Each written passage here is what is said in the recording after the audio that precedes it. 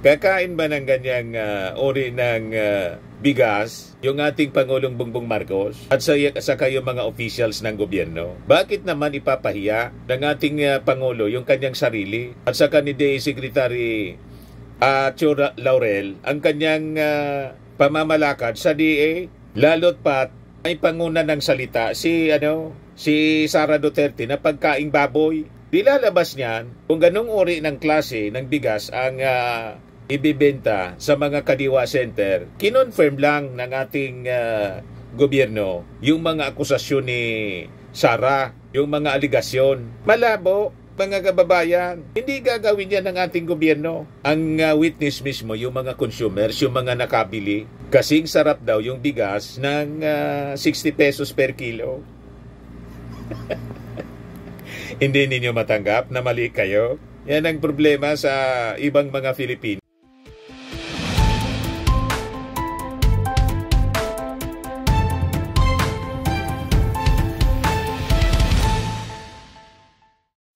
Si Sara Duterte, mga kababayan, tapos yung mga DDS na siging pangantyaw sa ating Pangulong Bongbong Marcos, siguradong manliliit sila ngayon. At kung may natitira pang hiya, iyang-iya sila ngayon, mga kababayan.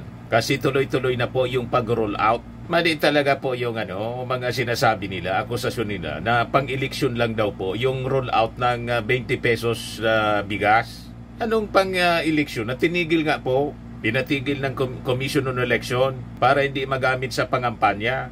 O diba? Tumalima yung ating Pangulo. Hindi niya ipinilit para walang masabi yung mga nasa oposisyon na ang pagtulong, pagbibigay ng ayuda, may kulay politika. Kayo man lang po ang nangungulay. O ngayon, tuwang-tuwa yung ating mga mamamayang Pilipino kasi ni-roll out na po sa Metro Manila and other parts of the country. Sa Visayas kung saan doon ni-launch, mga kababayan, yung 20 pesos per kilong bigas, tuloy-tuloy na rin po. And it will be sustained next year. Kasi siyempre, panibagong budget because this is a subsidized price. Kasi hindi man po pwede na hindi isubsidize, mga kababayan, kasi malulugi naman po yung ating mga farmers. Mahal yung ating mga inputs, mga farm inputs, mahal pa rin. Pero para makagaan, mga kababayan, sa ating mga mamamayang Filipino, kaya ni-roll out ng ating gobyerno ang 20 pesos na kilo ng bigas na iniinsulto po. Sinasabi ng mga DDS, sinasabi ni Sara Duterte, hindi niya kaya. Politika lang yan, kayo ang namumulitika. Tuwang-tuwa po yung mga mamimili, mga kababayan. Parinig ko sa inyo yung mga reactions. Kasi, di ba sabi ni Sara Duterte, pagkaing baboy niya yan? O ngayon, tingnan natin kung ano ang reaksyon ng tao. Kung talagang pagkaing baboy ang bigas na binibenta sa mga kadiwa. Yan po, galing mismo sa mga nakatikim. Lasang 20 pesos ba, ma'am? Hindi. Alagang mas masarap pa. Sa mga 60 pesos. Kita mo? Ay, siyempre po, lalo sa aming senyor. Pwede na ito talaga.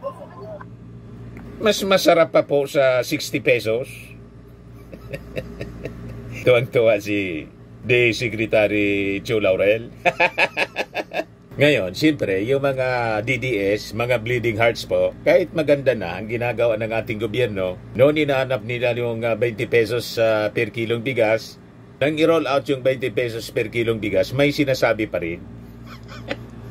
Ganyan po yung mga masasamang ugaling tao. Kahit anong gawin mo, hindi sila makontento, hindi nila ma-appreciate ang magagandang ginagawa ng ating gobyerno kasi kalaban sila. Masama ang kanilang masama ang kanilang pakiramdam.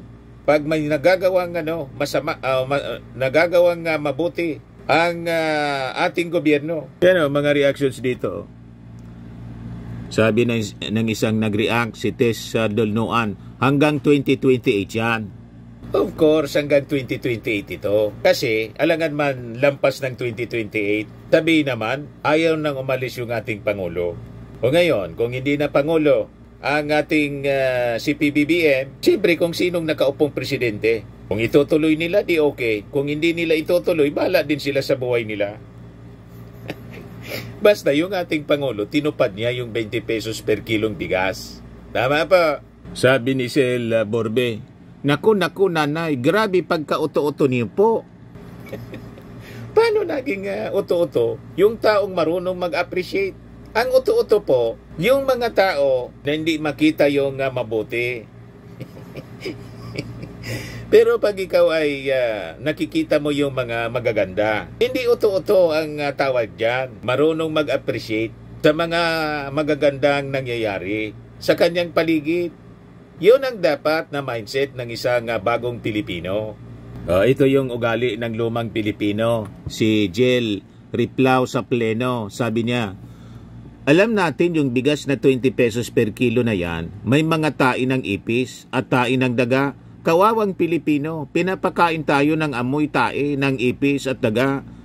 Nay, wag na kayo magsabing masarap kasi may bigasan kami. Nay, na yung tig 20 pesos per kilo, may gamot, tain ng ipis at daga. Kakain ba ng ganyang ori ng bigas yung ating Pangulong Bongbong Marcos at sa kayo mga officials ng gobyerno? Bakit naman ipapahiya ng ating Pangulo yung kanyang sarili at sa kanide Secretary Chura Laurel ang kanyang pamamalakad sa DA? Lalot pat ay panguna ng salita si Sara Duterte na pagkaing baboy. Dilalabas niyan kung ganong uri ng klase ng bigas ang ibibenta sa mga kadiwa center. Kinonfirm lang ng ating gobyerno yung mga akusasyon ni Sara, yung mga aligasyon. Malabo, mga kababayan. Hindi gagawin yan ng ating gobyerno. Ang witness mismo, yung mga consumers, yung mga nakabili. Kasing sarap daw yung bigas ng 60 pesos per kilo. Hindi ninyo matanggap na mali kayo? Yan ang problema sa ibang mga Filipino. Kaya sabi ni Reggie Obasadalo, nung 70 pesos isang kilo ng bigas, wala kayong angal. Ngayon may 20 pesos, umaangal kayo. Sagot ni Ninette Sinadyon na sagon, kore ka dyan kapatid. Tapos yung iba hanap ng hanap. Sa Kadiwa Center nga, may mga authorized retailers. Kasi nga, subsidized siya. Hindi kayo makaintindi. Araw-araw, ina-announce. May mga lista ng mga lugar kung saan mabibili, kung saan nakalagay yung mga outlets ng Kadiwa. Kasi, mga kababayan, hindi naman po lahat, hindi kaya bumili ng bigas ng presyo more than 20 pesos. Yung 40 pesos, 42, 45, 60 or 70 pesos. Yung mga may kaya po, hindi man yan bibili.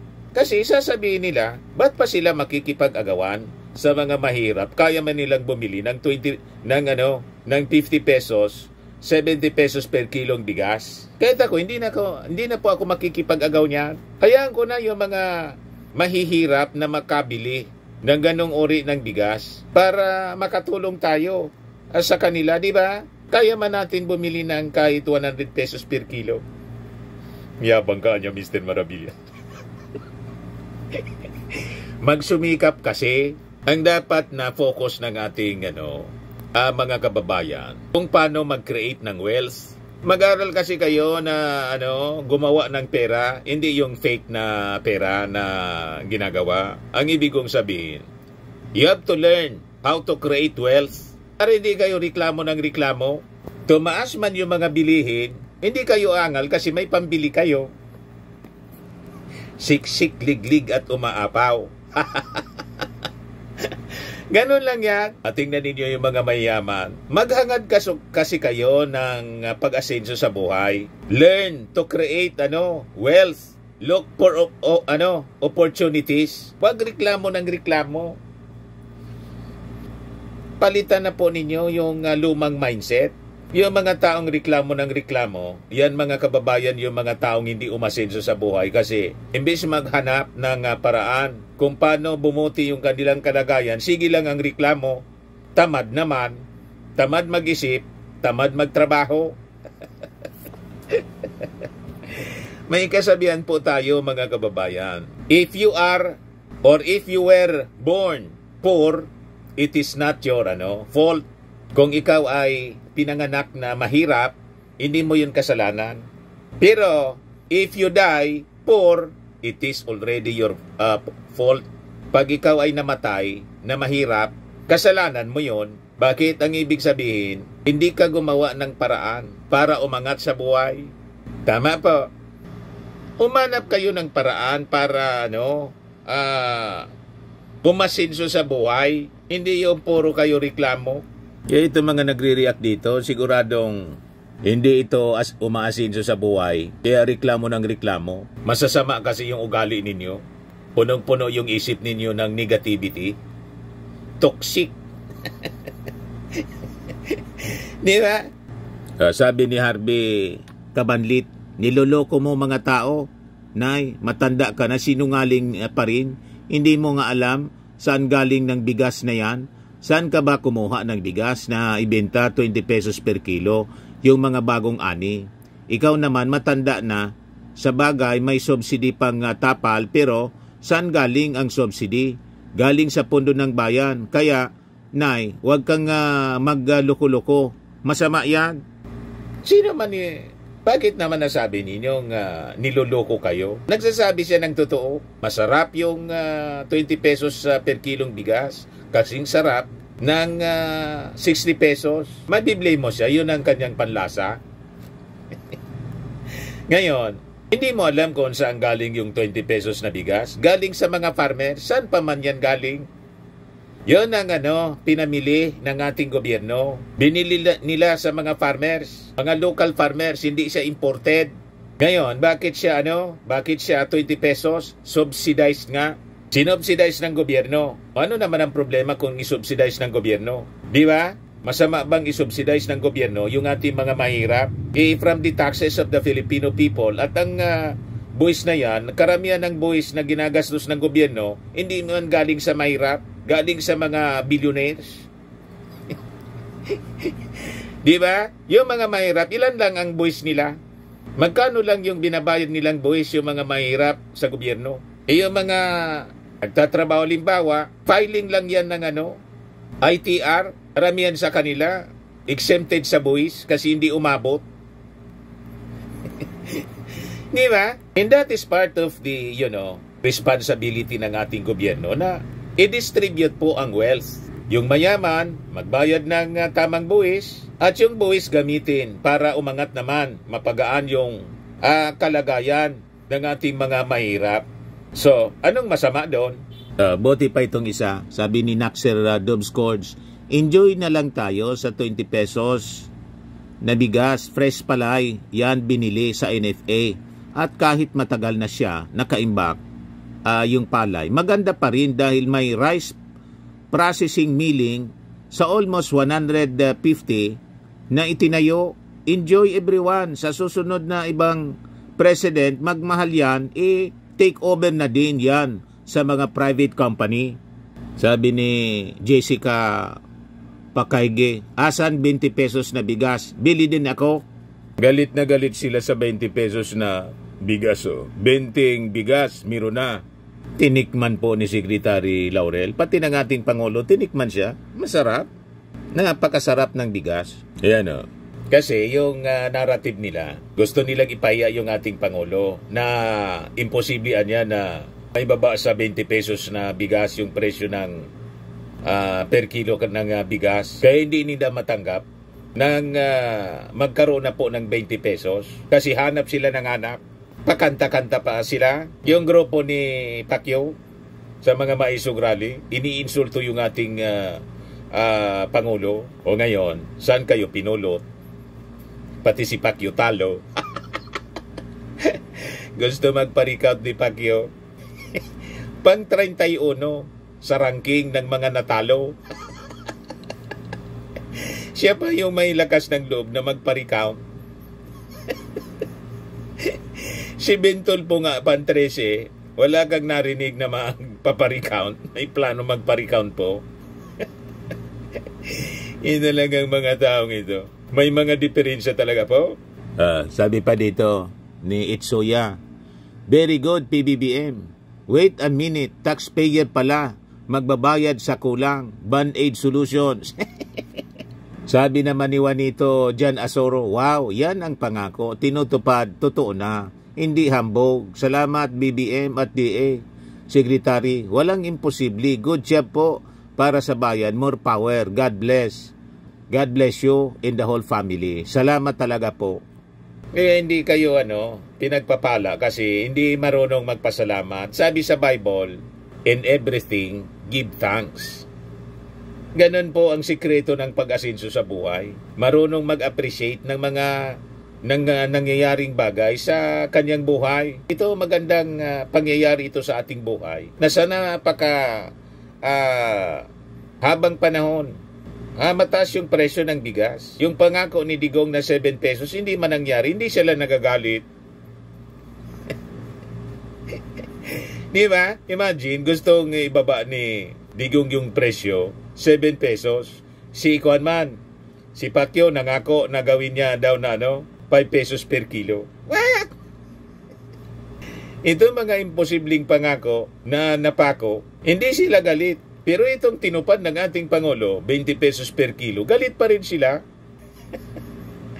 Anong klase mga tao kayo? Ito yung announcement ng Palasyo Malacanang ni Jose Castro. At bago po tayo magtapos, tuloy-tuloy pa rin po ang pagbebenta ng 20 pesos kada kilo na bigas para sa ating mga kadiwa centers para sa mga nasa vulnerable sector. Pakinggan po natin ang ilan sa mga nakabili na ng murang bigas. Sana tuloy-tuloy yung bigas na ganyan na katulad ng pinangako niya. Natupad na ngayon, lalo maganda. Salamat na salamat. Kuya po. Malaking tulong po ito sa tulad ng mga senior, lalo na po yung ibang walang trabaho, hindi na po nakakalakad. Malaking tulong na po ito, nakakakain na po kami na sapat. Nakita niyo na po ba yung kalidad po ng bigas? Hindi pa nga po, ngayon pa lang po, nung nalaman po namin yun na po, nagpunta na po kami. Salamat naman po at natupad na po yung sinabi po ni President po ang nagsabi nito na bibigyan na po ng tao ng 20 pesos para kahit magkano yung unbibili ng tao, pwede na po sila makakain ng 3 beses sa isang araw. Kuya po. Ay malaking tulong po ito sa tulad ng mga senior, lalo na po yung ibang walang trabaho, hindi na po nakakalakad. Malaking tulong na po ito, nakakakain na po kami na sapat. Nakita niyo na po ba yung kalidad po ng bigas? Hindi pa nga po, ngayon pa lang po, nung nalaman po namin yun na po, nagpunta na po kami. Salamat. Masaya ako ngayon, ma'am, kasi gusto kong bumili ng bigas na 20 pesos per kilo. Kasi ngayon, alam mo na ngayon, panahon, mahalin na ang mga bilihin. Malaki na itong may tutulong sa pamilya ko. Yung ibang budget, iba na rin ang bilihin namin. Kasi maganda na itong na natupad na ni Presidente yung pinangako niya na 20 pesos per kilo ang bigas. At maliban po dyan, patuloy pa rin po ang libreng medical na serbisyo sa bukas centers. So alamin po lamang ninyo sa inyong mga local government units kung saan po matatagpuan ang bukas centers. Ma-avail nyo po ang mga libreng testing, blood testing, patungkol po sa inyong diabetes, at mayroon din pong operasyon para sa katarata. Alamin nyo lamang po. Yan po ang mga programa ng ating Pangulo, ilalaman po yan. Bigas at bukas. Dito po nagtatapos ang ating briefing ngayong araw. Maraming salamat, Malacanang Press Corps, para sa bagong Pilipinas. Ito naman po yung bago naming product na binibenta online. iGlow Serum Whitening po siya. Tingnan ninyo yung epekto sa aking anak na architect before and now. Yung mga inquiries po ninyo, dumiretso na lang kayo sa kanyang Facebook account, Riz Maravillas.